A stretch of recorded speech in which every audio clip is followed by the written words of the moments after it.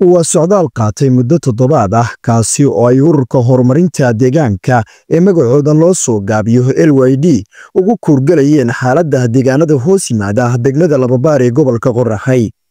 Ambaqaadka safarkeena oo ka soo bilowday dalal iyo deegaano kala duwan ayaa ujeedada doolka iyo dalbooqadkeenu ahaa mid wax looga bedelayo baahiyaha ka jira Lababaar iyo in ka badan 30 qabale oo hoos taga. ka gadaal socdaalkeena oon ku weyba furnay deegaanada Hayaanyo, Cadaad-dhagax, Cadaad-Laasole, Qoraweyne, Bagaase, Balligud, Balidaleel, Xindhowreed iyo Saaxo ayaan goor qorraxdu godka baalka dhigtay u dhaadhacnay magaalada Buuraleyda ah ee caanka ku ah ceelasha gaagaaban iyo waadiga Farcaano ee galbeedka kaga faafa.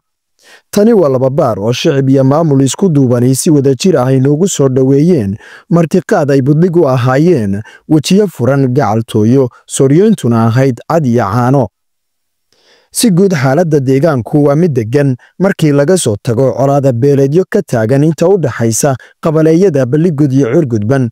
intii aan ku sugnayna gudaha magaalada iyo guud ahaan deegaanka oo dhan ayaan si gaargaar ah ula kulannay bulshada qaybaheeda kala duwan iyo maamulka magaalada oo ugu horeeyo gudoomiyaha degmada Cumar Maxamed Xaashi Cumar Maarid.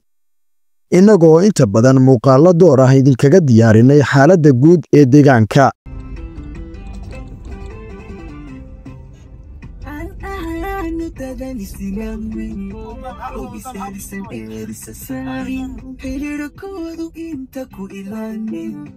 Is arko amusnan isku dhaafin is arko amusnan